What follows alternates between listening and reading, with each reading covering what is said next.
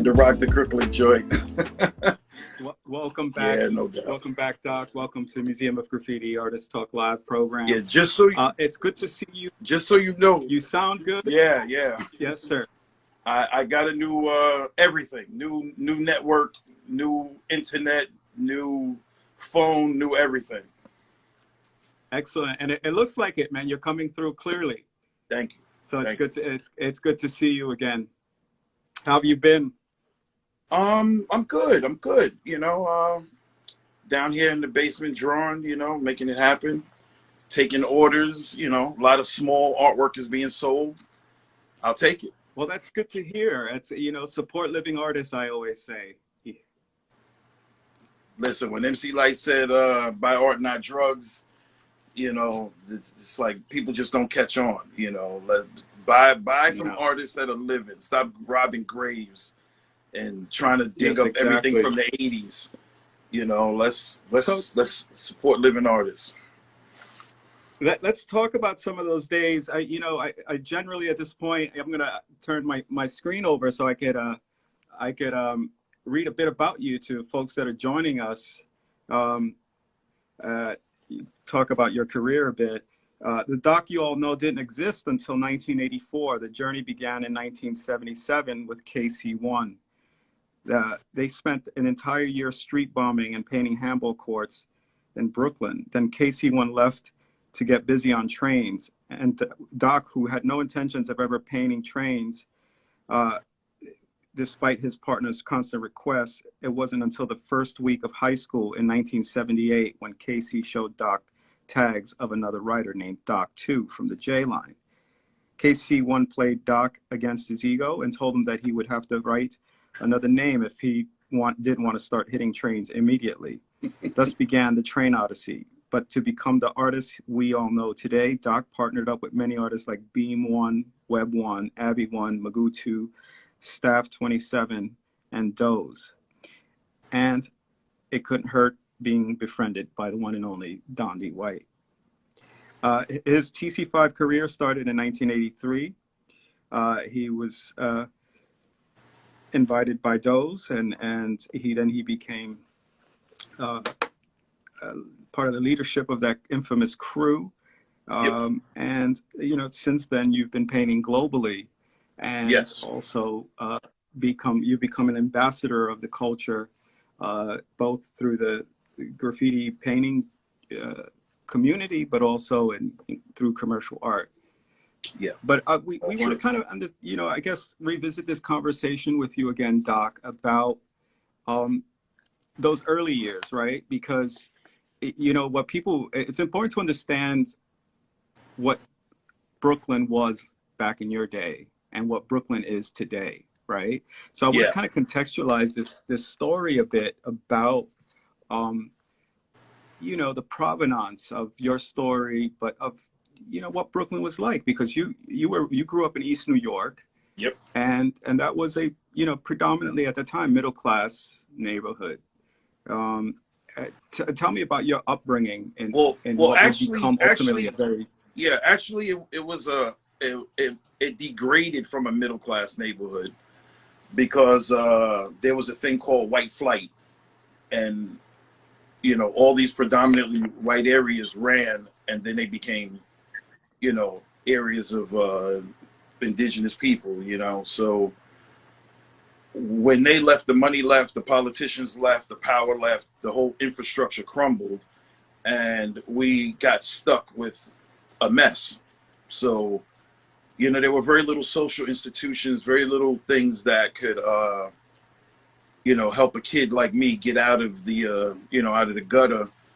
And then they plagued us with drugs and, you know, liquor stores on every corner and check cashing places and just all kind of negative stuff, no businesses. And it created this environment. So let me interject that, because doesn't that play into the crisis we're having now, the debate we're having now about social justice and economic justice? Absolutely. How prolonged it's been. Absolutely. Right? Because you grew up in it. Yeah, see, people don't remember just how these things go in intervals, and it was like almost every 10 years we got a new shock to the social infrastructure of the city. And that opened the door for these kids, these talented first generation kids that were allowed to express themselves. You know, people don't realize that we were the first generation. The kids that were born in from like 1960 on were the first generation to were allowed to express themselves.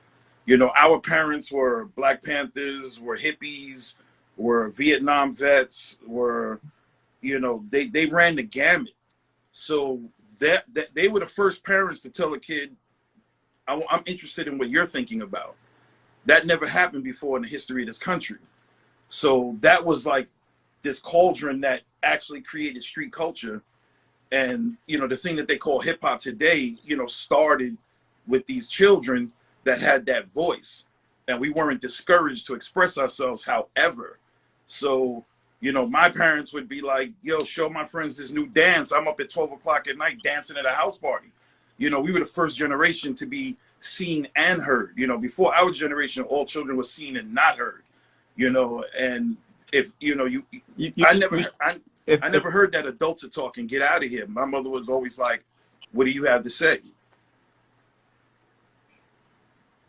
You shared a funny story with your mom last time about her reading a Chris 217 tag and thinking it was you. Yeah. Well, you know, my government name is Chris. So she swore on a stack of Bibles that she had me dead to rights. And she just knew that I was Chris 217, and she busted me. And she just kept pointing at the train going, I know that's you. Every train that comes in says Chris 217, I know that's you. And I'm like, wow. But there must have been a point where she found out that you were a writer and you were trying to express yourself through art. What was that conversation like? Well, she actually gave me the name Doc, and then I turned it to art. So she knew that people were calling me Doc, but she didn't really get she didn't associate it with the art at first because she couldn't read it. So I started leaving my art books around, and I'm drawing all the time. And then she's seeing other guys come to the house and they have these same books. And then she put the connection together, and she's just like, I know you're doing graffiti. And I'm like, no, because she was very strict, super religious. And she was just like, I only got one thing to say, don't get caught. She goes, you get caught, don't call. So just do what you got to do. I don't want to hear about it. Don't get caught. And then one night she busted me through a handball court across from the building. Me, Beam, and I think Staff 27, you know, we were doing a handball court adjacent to my project building. And she literally got out of her bed and was walking around watching us do the piece. And, you know, there was no hiding it after that. So she was just like, are you painting trains? And I said, nah, I would never do that. But I was painting trains. And she just was like, don't get caught. She's like, she said, take that dime, put it back in your pocket if you get caught. I don't want to hear it. So did she nurture your talent at all, or just was she just like from a distance? From a distance. She never discouraged it. And she would always be like, you know, you come from an artistic family. You know, she was like, your father drew. She goes, I used to draw. And my mother was really well built for designing clothing. She could sew a dress. She could make wedding dresses. She could make party dresses. And that was her art discipline. And then my uncles were into music. So she knew that I was going to have some kind of artistic discipline.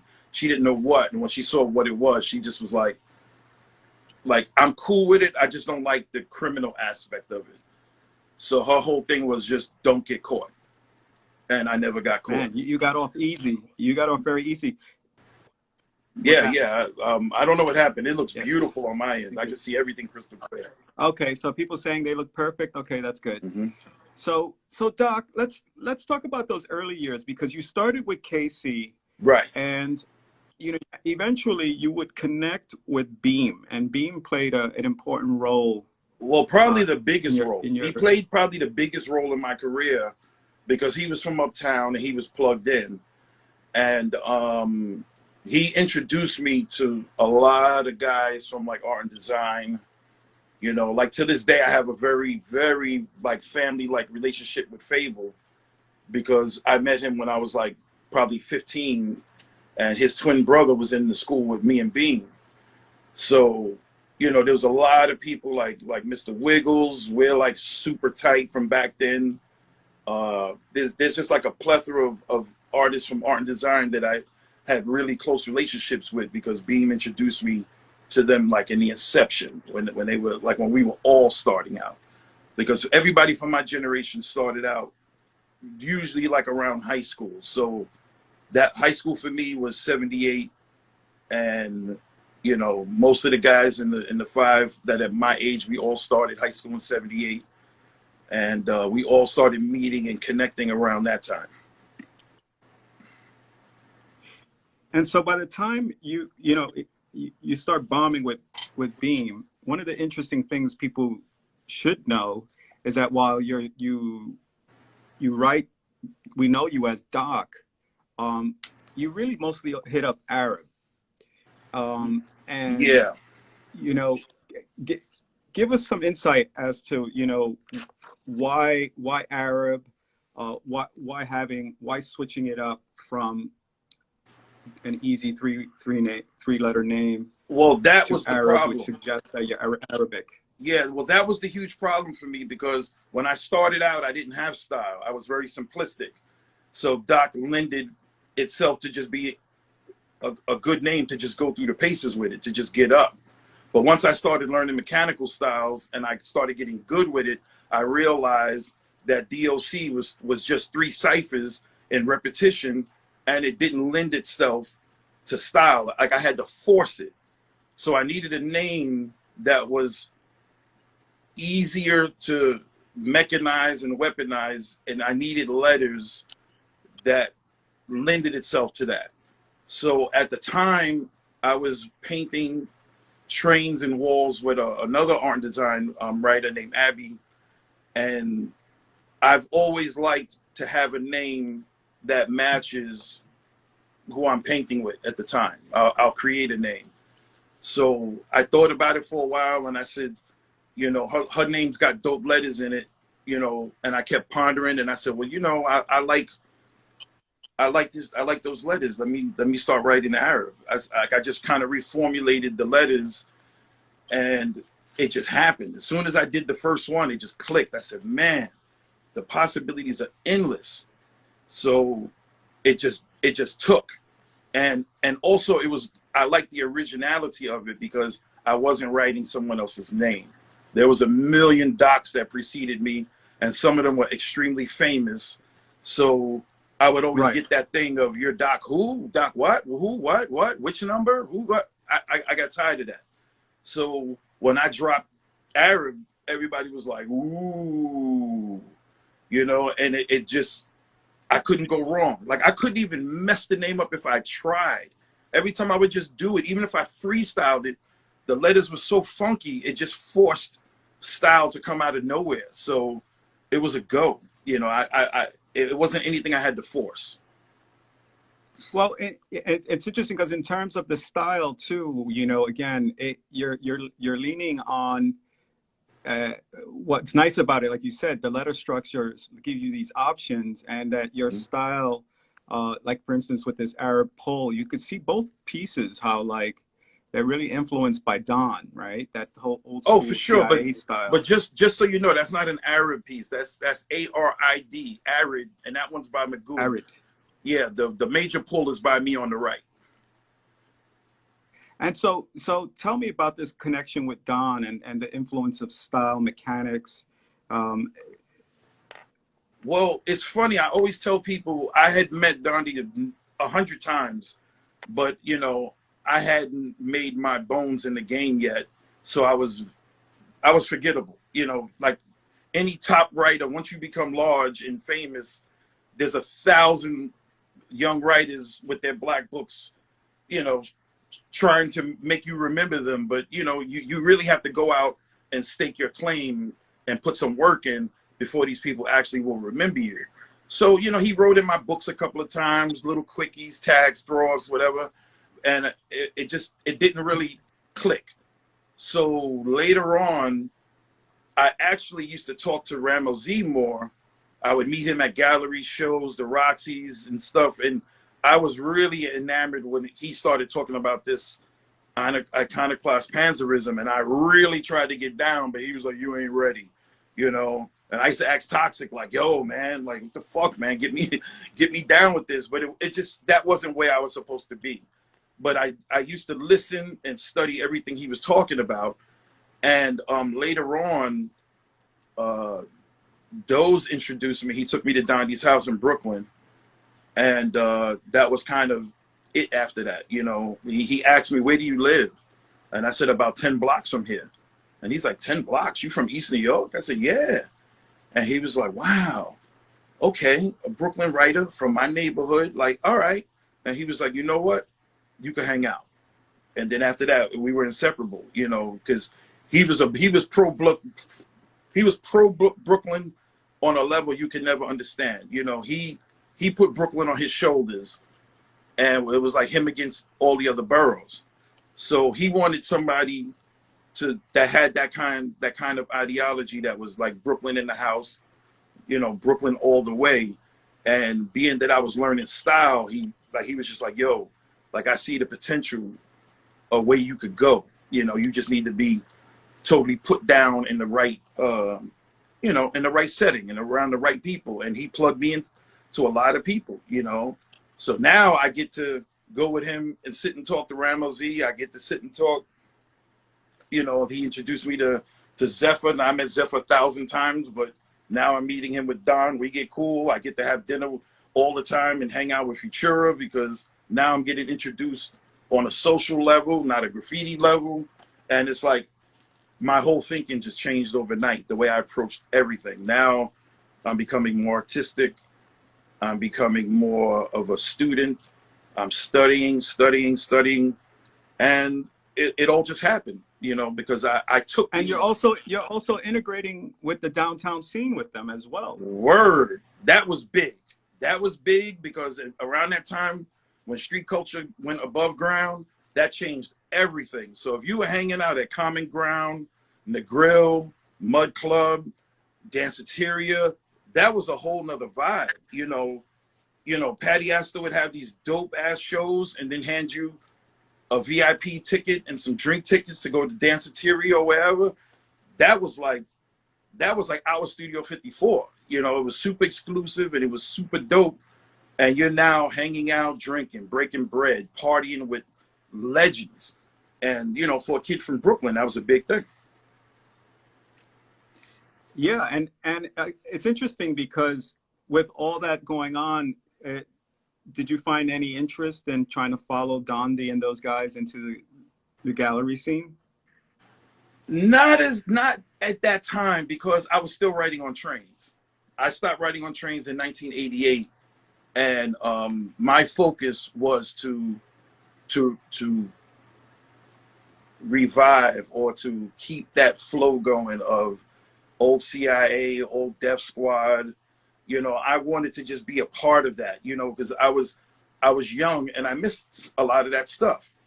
So, you know, people don't realize when you start writing, yes, so what? I took my first tags in 77, but I was a toy all the way up to like 80. So I was still finding my way and I missed a lot. There's a lot of things I was around, but I didn't see all of it. So I really got my stride and I started killing shit. I didn't really get nice and start getting busy until I jumped to the IRTs. And once that happened, it was like, you know, now I went from junior high school straight to college. So let's talk about that for a second. As we look at these two pieces here, they're two Arabs and two distinct styles, right? Like I would say like the first one reminds me more of a TDS style perhaps, and the bottom one is CIA style. Right. But I'm wondering if the top one is that in a BMT line? No, that was a double R. And it's so funny that you say it. And it's so funny that you say it reminds you of a TDS style, because that's exactly what I was doing. Because me and Magoo painted that car, and Magoo was Def Squad. And Of course. you know, we were Yeah. emulating that vibe. That actual night we went to do that, I was like, yo, let's do some Def Squad shit, you know, because I'm like one of the biggest fans of the Def Squad. I mean, I get like real geeky, and I'm like a fanboy, you know. I get all, you know, jittery just talking about the Def Squad, Right. you know, because what people don't understand, that was like the dopest crew that ever lived. If you're talking about style, you know, nobody put in as much work or produced as much. And the Def Squad had a roster that was insane. They were like the Yankees. You know, people don't realize Case and Butch were Def Squad. Knox 167 was Def Squad. You know, like we could just go down the line of just dudes that were in other crews, but they were still repping the Def Squad. So Yeah. that night when me and Magoo went to paint that, I was like, yo, listen, we should do some dope ass Def Squad stuff. And he was like, well, that's what I do all the time. So, and we Right. just grinded it out, and you know, Well, actually, again, speaking to what you were saying about the difference about upping the game once you come to the IRTs, because the right. bottom Arab piece is on an IRT train, and of course years No, later, but no, they're both no, BMTs. They're both BMTs because they are. yeah, they're both BMTs. I don't know if you can see the notch under the 5 going down. That extra panel, those are only on BMTs. Ah, got you. Yeah, Okay. but Yeah, what happened was at it that looks time better. the IRTs got so hot we couldn't paint them, but we had a spot to hit BMTs underneath Central Park, and we were killing them. Nice. We did like maybe 5 whole cars there, and then after that, we brought Dondi for his last piece, and he painted in that spot too, and that's where he did that last top to bottom. So, you know, when you think about this era, right? When you know, the great style masters are quitting, there's a style war going on. You know, the buffing of the trains, the battle with Cap. Oh, Um, did did I, did you think at one point like, oh, this is it? You know, it's time to move on. I've got other interests to pursue. nah, because you know, I try to tell people all the time, I've never tried to be anything other than what I am, and that's how you really achieve greatness, by not spreading yourself thin. I've always tried to just be a dope ass graffiti writer. You get what I'm saying? And it wasn't until the trains ended, then I became a graffiti artist, because now I'm not doing it illegally and I'm not destroying shit and bombing.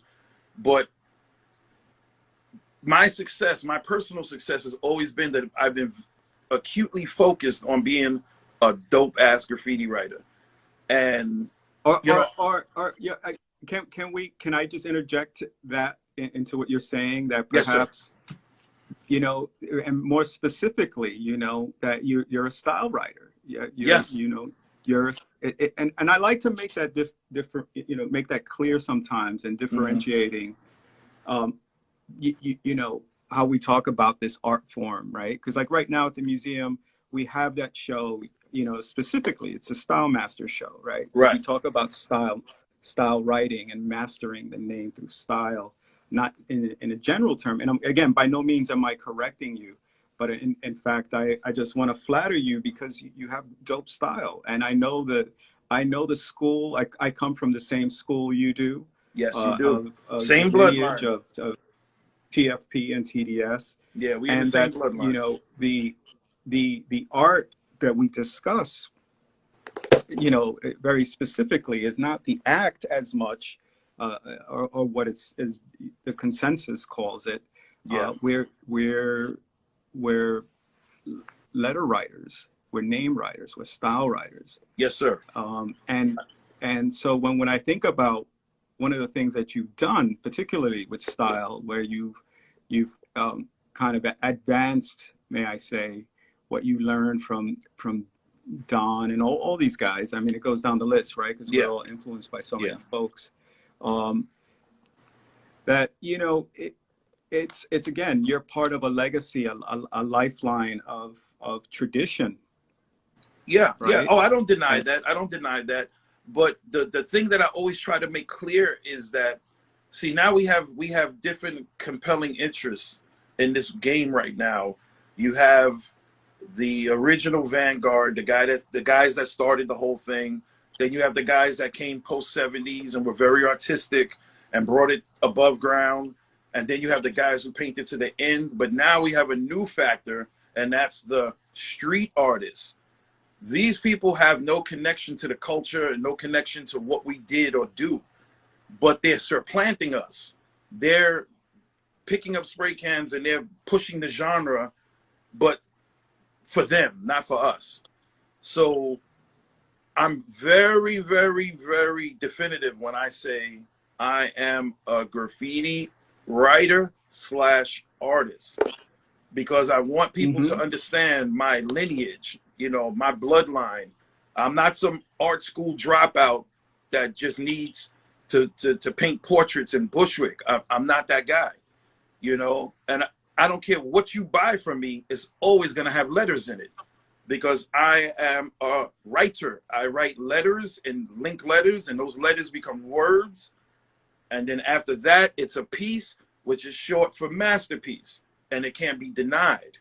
So we have to understand what we're dealing with here. You know, this art form is about to get wrangled and snatched out of our hands, because the galleries, the walls, the people who commission murals, they don't want graffiti anymore.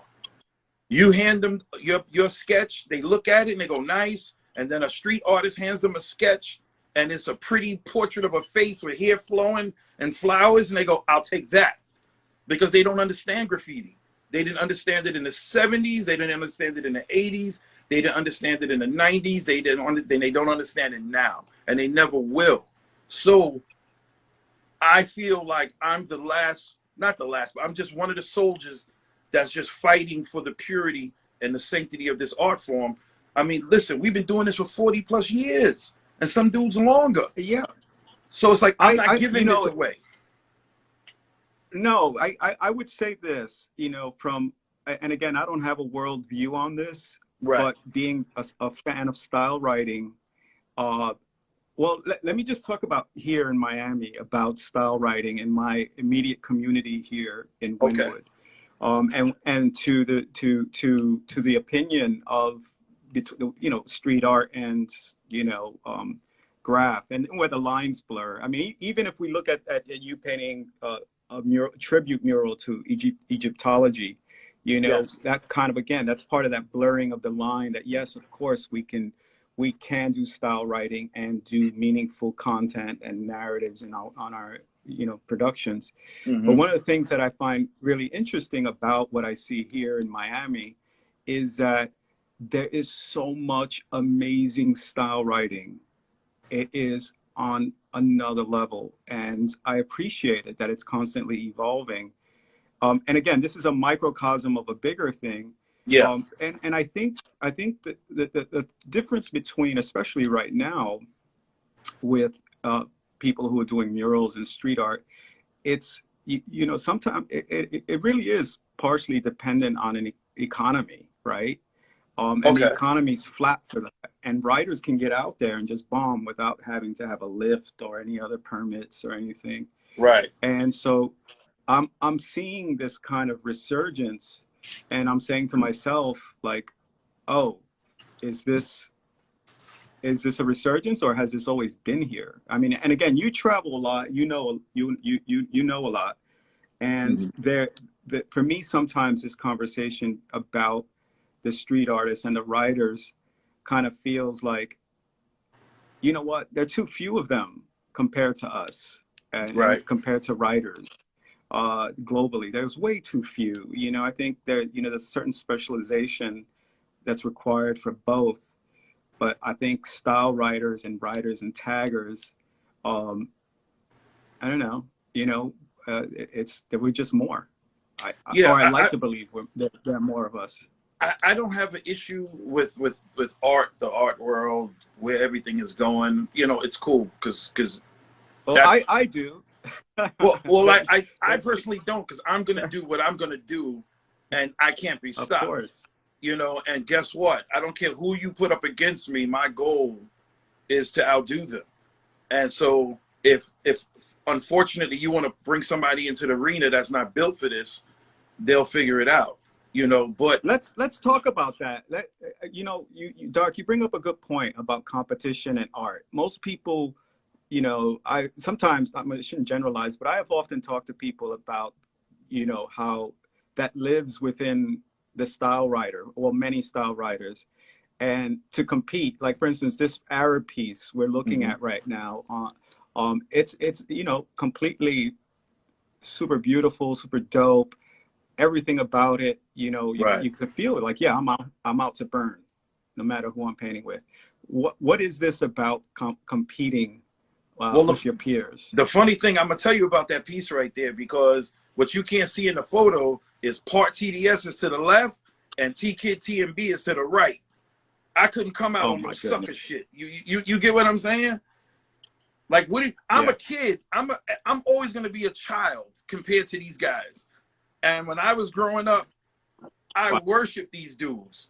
You know, I could tell you the first day I ever laid eyes on T Kid. I could tell you what happened the first day I ever laid eyes on Part. You know, these are my idols, and I'm painting between them. Are you crazy? Yo, I had to bring the pain that day because, yo, I'm painting next to two gods. So if you're not competing, you can never, ever, ever expand or elevate. You have to, what, you know, like they say, build, destroy. You got to go in and tear it down. And I don't care who's left or right of you, you got to be bringing the pain. And if you're not, it shows Well, in your again, art. let me ask you a question about that. As a style writer, or somebody with strong opinions about style writing, Mm-hmm. how do you measure that, right? Like, how do you, for instance, if we're looking at an Arab piece right here, the style piece we're looking at, Yeah. you know, again, but what's the metrics? You know, like, yo, I'm rocking it. I'm out painting this person next to me. Well, usually how it usually starts the day before. If whoever we painting with, I usually start some shit up and I'll call them up and be like, you're getting burnt tomorrow. And they're like, oh, really? Okay. And it starts right there from breakfast on. You know, that person, I'm in their head. They're writing me back. You ain't shit. You know, I'm going to take you out. I'm changing my color scheme. I'm adding new stuff to the outline. I'm like, good, because I'm still going to burn you. And we go through this. So if I'm doing that to guys in the crew and they're doing that to me, imagine what I'm going to do to people that's from the outside. You know, we're always going for the jugular vein because that's how the old masters did it. Crews were battling other crews. You get what I'm saying? You know, Yeah, but would you call out? Would you call them out and be like, "Yo, I burnt you"? Like, if I or you used to. just say that in your head? No, I used to. But you know, like we used to say back in the day, style speaks for itself. So you don't really have to be passive aggressive anymore and be like, nah, I burnt you. You know, you don't have to do that. So, but back in the days, oh yeah, like you ask any of the dudes I used to rock with, like Webb, you know, when me and Webb was going at it, and people didn't realize when me and Webb were painting trains, we were battling each other every time. We would talk so much shit to each other, but we brought out the best in each other because I never was on some mellow, laid back. Nah, every time I was always trying to do the best that I could. And then I also had people watching me because all my pieces would leave the yard and go right past Dondi's house. He would sit up on the roof. I would call him and I would be like, yo, we just did like 2 whole cars. And he'd be like, all right, cool. And he would sit up on the roof and wait for them to go by. And then he'd call me that evening and be like, very good. I like what you guys are doing. You know, it's taking me back to the old days, you know, when we were grinding and we were battling this crew and that crew and it was just on and popping. So I can look at artists and tell just from their work that they're not reaching. They're not going for that higher level and they're not battling. You know, if you're doing graffiti was always about competition. Who had the best tags? Who had the most ups? Who had the most streets? Who had the most mailboxes? Whatever. and people were proud of that. I don't see that anymore. I see guys just meeting up at walls, giving each other hugs. Everything is cool, kumbaya. Could I borrow a can? Man, get out of here.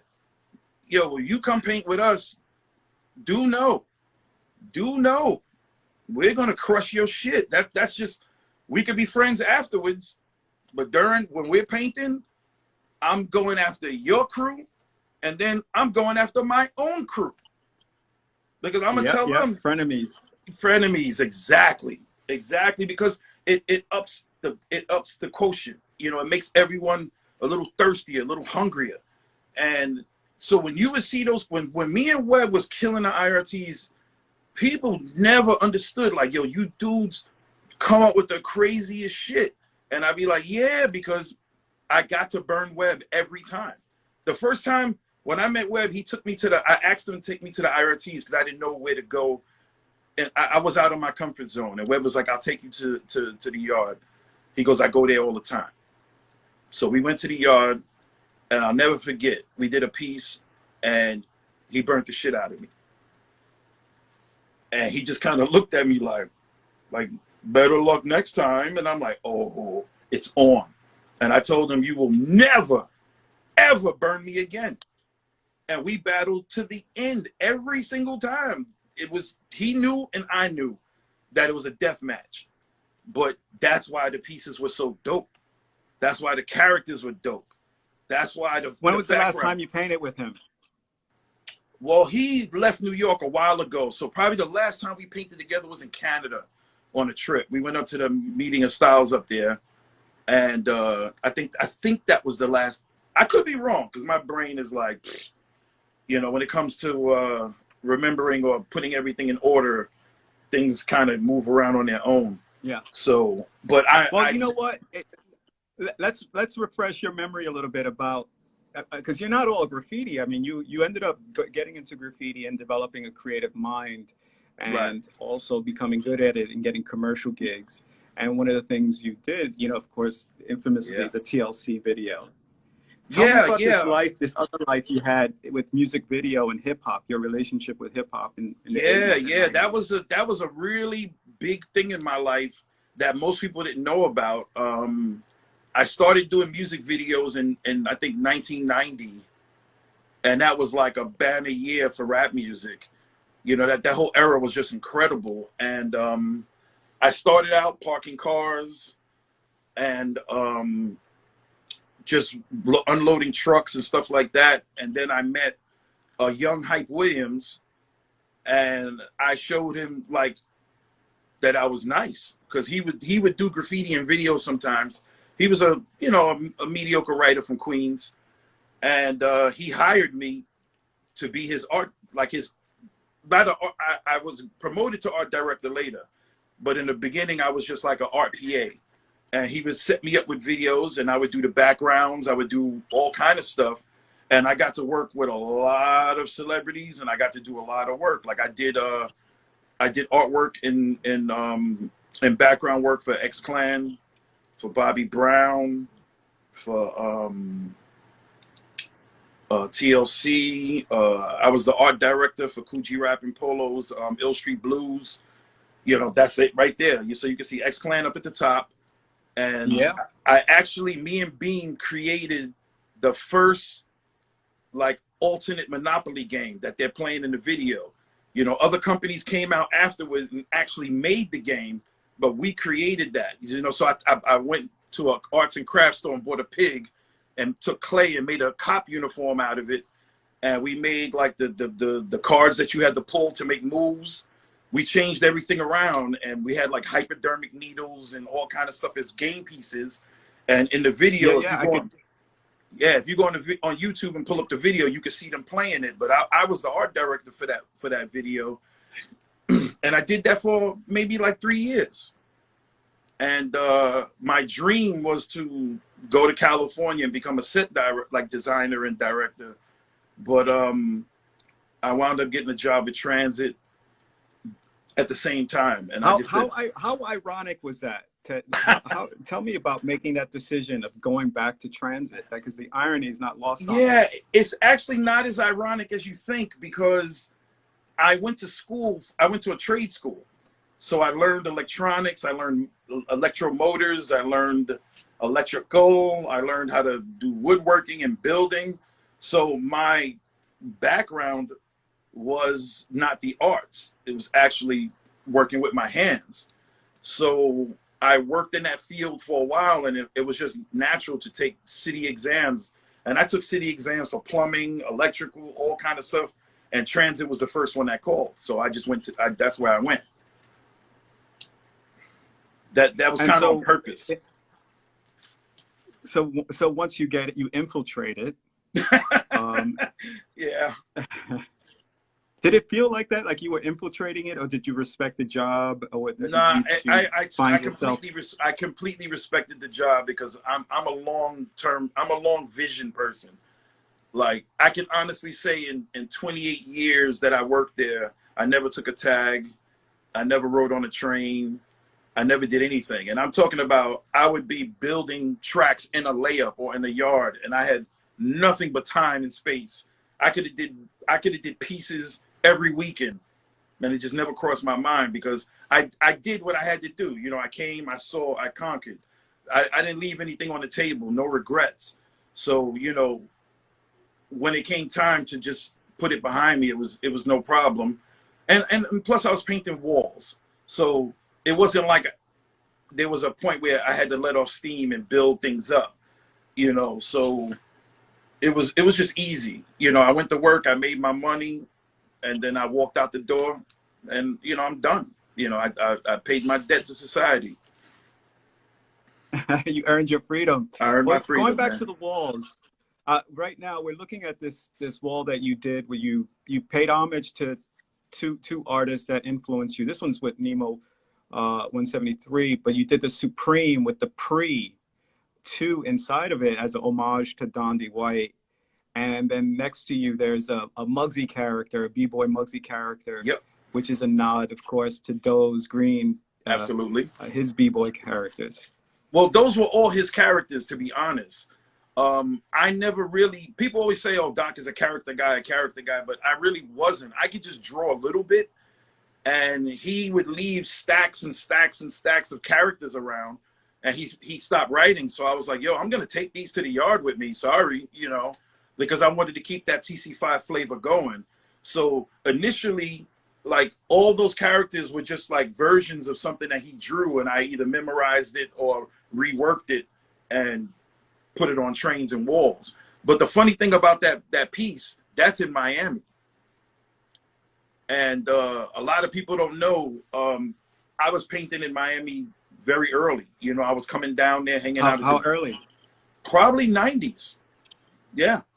I would go down to the B-Boy Summit and travel. You know, I was just always traveling anyway. So I've done a ton of pieces in Miami in my lifetime. I've done, I mean, a lot of pieces in Miami. Miami and Puerto Rico is probably my two big places where I did a lot of pieces that people might not realize.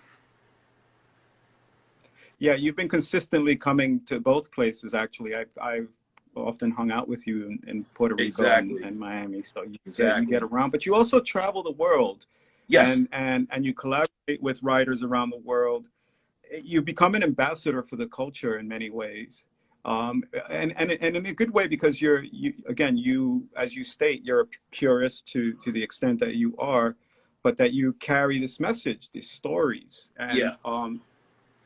It's interesting because even at the mural, it's kind of interesting that we are even at this mural that you painted, the Supreme mural that has Angela Davis, and, you know, it says wisdom and born on left and right. Actually, given the times.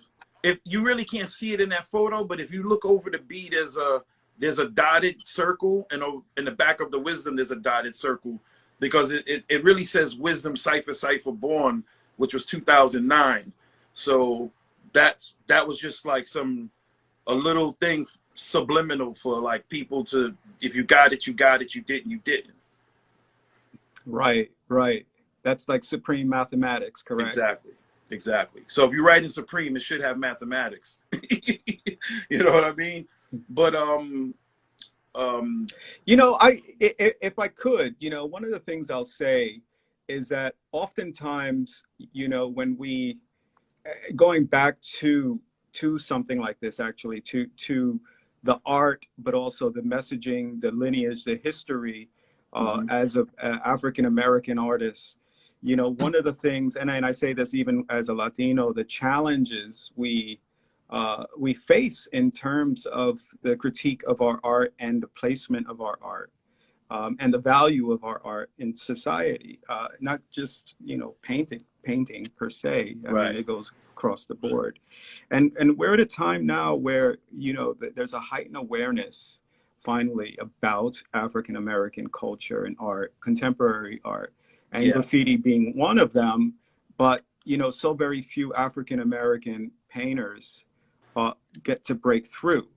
It's Yeah. always in the graffiti genre. I'm not talking about the Jean-Michel Basquiat's or any other contemporary artists, in specifically our genre. Well, you know And what I say to that? it's always when they die. Well, that's our fault because you know, Shirley Chisholm said if they won't give you a seat at the table, bring a folding chair. And that's always been my attitude. I've always been on some, like, you know, if you pay me, you know, I don't care. You know, I'm gonna crash. I'm crashing the party. I'm not gonna get invited. I don't want to be invited. I'll just show up. And that's really what artists need to do. They really need to just stake their claim. And people don't really realize what that means when you say, I'm staking my claim.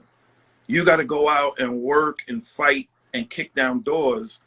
You know, it just doesn't matter to me. I don't care if I never sell another painting. I don't care. But you're going to see it. You're going to see me, and you're going to see, and I'm going to be heard. And, you know, the beauty of that is that I've created a life where I'm not struggling and I'm not disenfranchised, or I'm not broke. So I don't have to sell myself short. But what I try to tell people is they're never going to recognize you. They're never, I mean, the saddest thing I ever saw, Stan 153, one of the dopest writers from the 70s, no collector was ever interested in him. He passes, people all over Europe are calling him, people in America, do you have a Stan 153 painting, a piece, a black book, anything? Man, get out of here with that. All those years he sat in this country drawing and creating, and no one ever gave him his props. You know, and that's just disgusting. You know, so if you're going to do this, you have to kick down doors, you have to break windows, you got to set the house on fire. And that's what I do. But also you have to do what you're doing, right? Is building legacy. Yes. Right? And building on other legacy that matters, right? So you're building on top of a foundation. Let me tell you something. You know how many graffiti jams that I've never been invited to, but I was there. Because I'm like, yeah, oh, y'all gonna do that without me? I'll buy my own damn ticket. I'll get my own hotel. Right. I'm showing up. Oh, that guy didn't show up? I'm taking that spot and I'm burning the whole event down. And then all of a sudden everybody's like, oh, that dude is dope. Could I have him at my next event? But that wouldn't have happened if I didn't kick the door in. You know, I'm not waiting for anybody to hand me, you know, give me a handout. It's not happening. Because it's never going to happen. Who am I? I'm nobody. So it's like, you're Doc TC5. yeah, I'm Doc TC5 to you. I'm Doc TC5 to you. When I'm in Europe and I'm talking to the movers and shakers, they have no idea who I am and they don't care. They'll care after I'm dead, and they can pick over my bones for my artwork.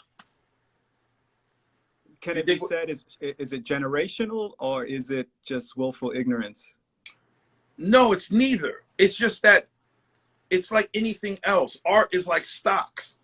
You know, you buy art, you sit on it, and you hope in 20 years it appreciates and triples and triples.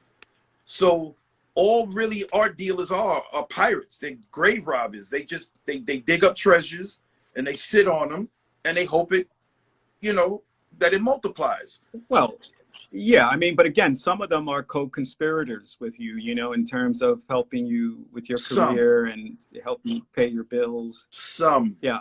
and that Yeah, amount yeah, is yeah. this big, Where are So they now, right? yeah, where are they Hey, now? listen, in the final minutes, I want folks to submit some questions to you. We have a lot of our people out here.